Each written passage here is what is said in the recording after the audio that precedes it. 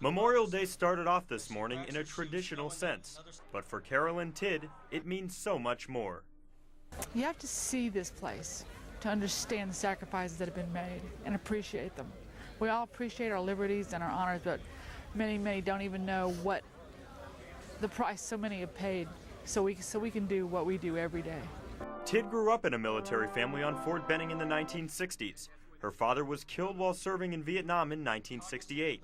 Today she came out to celebrate his memory and says it's important to support all those who are fighting. It really irritates me when people just don't appreciate what a wonderful, wonderful place that we live in, and the reason they don't appreciate it is they've never had to fight for it.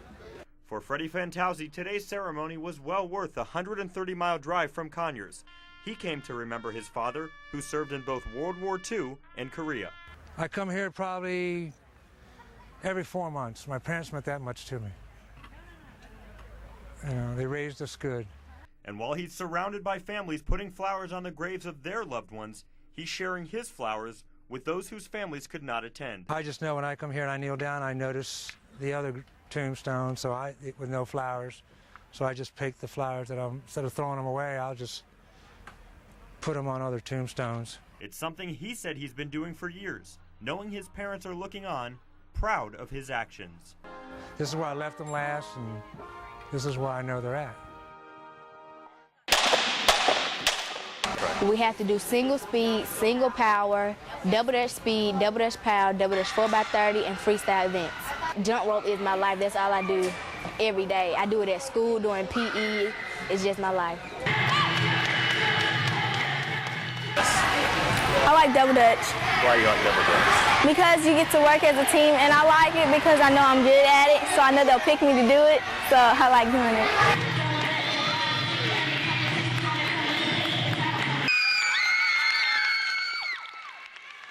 It's helped me stay out of trouble for school. It's one of my after-school activities, and it helps me become a better person. I'm the captain of the team, so it helps me become a leader. These Phoenix City firefighters are practicing to keep them prepared for the real thing. Different crews take turns doing search and rescue by going inside a smoke-filled home to find a practice dummy that's trapped inside. We take them in through the front door, and they do a left-hand search through the house until they find the victim, and then they bring the victim out. Practice communication with the radio and establishing command and search and rescue.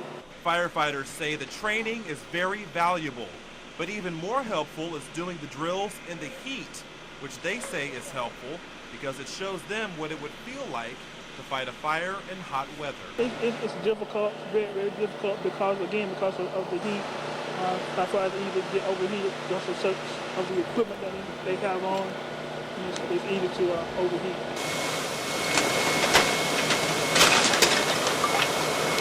Following the search and rescue training, the home was set on fire. This gave crews yet another opportunity to do more training by fighting a live burn. This is an abandoned house on the list to be destroyed by the city. Anytime that we're able to get any kind of rescue and fire behavior and cause, stuff like that, tactics and strategy, it's always a benefit to any department or any people who could actually do it. In Phoenix City, Tim Reed, News 3 on your side.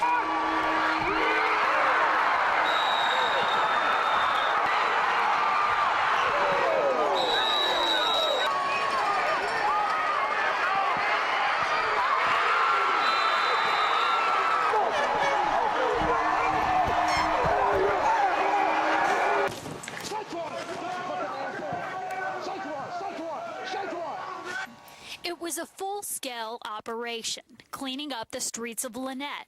What we got is 44 arrest warrants. It started at 5 a.m. Law enforcement officers from all over East Alabama hovered around. After 6 months of planning, we took off. Most of the folks that we're going after today are street-level dealers. And we were along for the ride. At the wheel, a lead officer. We can't show you his face because he does undercover work. They go and they'll get, $250, $300 worth of crack, sell it, and then go re-up. The suspects arrested today weren't the only ones surprised. At this house, police found marijuana and a gun, charges that could be added on to this suspect's case. You can see these officers trying to get in the house right now. The way it works is they can knock several times. If they see activity inside, no one's coming to the door, they'll bust it in. Who you think you fooled? Police caught this suspect with a plastic bag in his hand. And he said he was finna sell a sandwich to his neighbor right there. For now, these men will be off the streets and in the courtroom. And as for officers, they say they've won a battle, but they're still fighting the war. GPS is good, we're ready. Ready for takeoff. We're going to try to fly the whole thing. The team from the University of Alabama at Huntsville. Oh, it's a blast. It's a blast. I mean, every time you take off and land, it's like your heart just, I mean, it's pounding, you know. Jonathan McLaury is the team's pilot. It is his job to make sure this gets off the ground, reaches a target, and lands safely. The catch? For part of the flight, the plane is autonomous.